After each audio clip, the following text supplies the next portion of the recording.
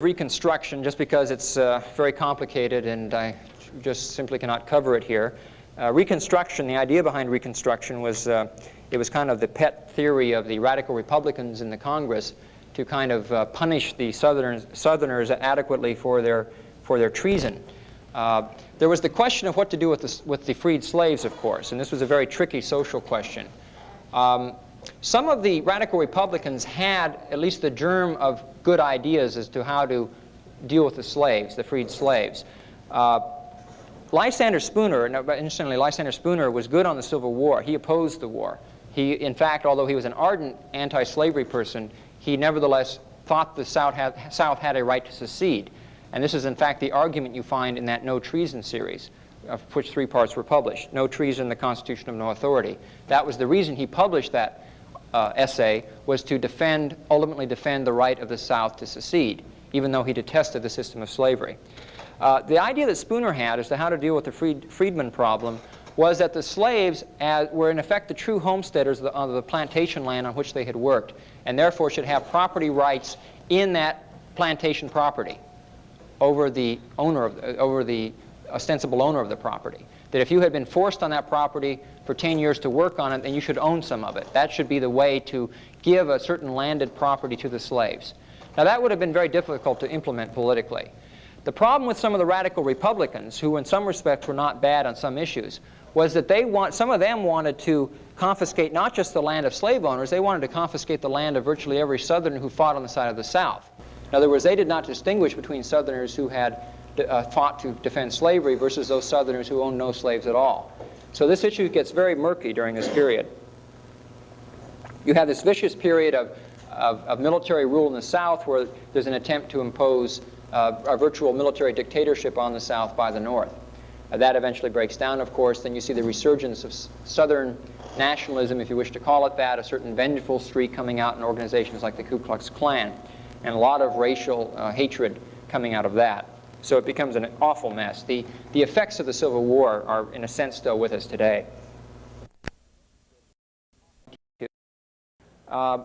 This is the period at which the Democratic Party, which had been devastated, of course, during the Civil War because of secession, the Democratic Party experiences a revival.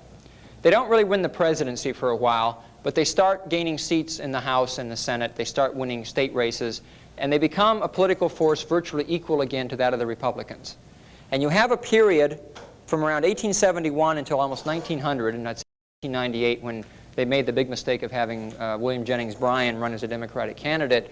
You have a period of very, very close, tight competition between the Democrats and the Republicans. Very close, very hotly contested races. You had the famous Hayes-Tilden election, where the Democratic candidate Tilden, Samuel Tilden, gets the majority of popular votes, but owing to some nice rigging that was done in 3 southern states, Hayes gets the election in the Electoral College. Some very backstabbing politicking going on during this whole period. The thing I want to point out is this period is important for a number of reasons. Now, you know, when you measure the growth of government, you can do it a number of different ways. You can look at the laws on the books, you can look at the what the laws say, but putting laws on the books is one thing, enforcing them is another. One way to look at the growth of government is to look at the administrative capacity of a government. That is, how many people does it really employ, how many people does it have at its disposal to enforce its will. Now, one thing you'll note about the period, let us say, between 1871 and 1901, is the dramatic rise in the number of civil servants, or the civilian payroll, that is the non-military payroll, in the federal government. In 1871, you have 53,000 civilian employees of the federal government. In 1901, some 30 years later, you have 256,000. A dramatic post-war increase in the growth of the federal government. To give you another example, in 1871, federal expenditures were approximately $292 million. In just 20 years, not 1901, but 1891, we had our first billion-dollar Congress. So federal expenditures during this period were increasing at a breakneck speed. It was a period of intense growth of government. It's a mistake just to look at the progressive era at an arbitrary date and say, well, beginning in 1900, we had this takeoff of government. The government was growing increasingly during all of this period. It was a buildup, and it started to snowball more and more. Well, what were some of the reasons for this rapid buildup? Well, some historians will attribute it to the crisis created by industrialism in America. I'm sure you've all heard this. The massive immigrant populations to the cities, which caused severe social planning problems. Frankly, whenever I hear an historian attribute some governmental growth to the response to industrialism, I just kind of, a haze comes over my eyes because I don't know what that means. I mean, I hear historians attributing almost everything to responses to industrialism, as if there's no other alternative. You have industrialism, you have to have a big government. I mean, as if that's self-evident. So I hope you don't get fooled by that. If you read any of this literature, you'll find books with the titles of, the response to industrialism. Well, clearly it was a response to industrialism, but it was a response given a certain ideology, a certain way of looking at things. And what we have during this period, as I indicated earlier, is a noted ideological shift. That is, the intellectuals during this period are thinking in far different terms than they did before the Civil War. That explains it as much as anything does. In other words, what were the policymakers thinking? How were they, who was influencing them during this period of time? Well, let's take a brief look at that. I won't spend a lot of time on this, but we can get some idea. The 1870s and 1880s become very important for a number of reasons. Intellectually, many American academics were traveling to Germany to take their PhDs in German universities. And at that time in German universities, the predominant influence by far was Hegel, the German philosopher. Now, I don't know how many of you are familiar with Hegel's political philosophy, but to put it simply, in Hegel's political philosophy, one finds an extreme glorification of the state. Extreme glorification of the state. And one finds a very clear organic theory of the state. That in the state one finds the culmination of everything society should stand for. And a number of important intellectuals, like names you've probably never heard before, John Burgess, Richard Ely, Albion W. Small, the sociologist, a number of intellectuals like this came back from Germany with their German PhDs in hand, having thoroughly imbibed the ideas of Hegelianism. And these individuals start talking about the need for a very strong, centralized, unified government. It's also at this period of time that one finds the movement for professionalization. Professionalization in various disciplines. One finds the organization of professional organizations like the AMA, various bar associations, American Association for the Advancement of Science. The list goes on of various professional organizations that were formed during this period of time. The school teachers organize, and behind a lot of this professionalization is the idea that experts should be planning what is going on in this increasingly chaotic society. This was the idea that there are the best and the brightest. There are the social experts who should plan rationally rather than simply letting things happen just on their own without some sort of direction and planning. This comes out very clearly even in the statements of some of these professional organizations. Consider the American Economic Association, which was formed in 1885. In the statement of principle, we find the following very clearly non-value-free statement regarding the aims of the American Economic Association, and I quote, "We regard the state as an agency whose positive assistance is one of the indispensable conditions of human progress." Close quote. Well, as I said, so much for value-free economics. Richard Ely, in 1898, he was one of these people who fell under the influence of Hegelianism, said, quote, "The state and the state alone stands for us all," close quote. A very influential writer. Again, this sort of thinking, this sort of terminology becomes increasingly common.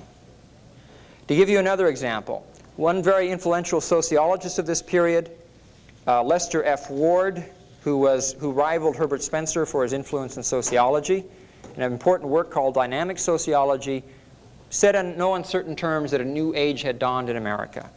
Ward said, quote, "The individual has reigned long enough. The day has come for society to take its affairs into its own hands and shape its own destiny," close quote.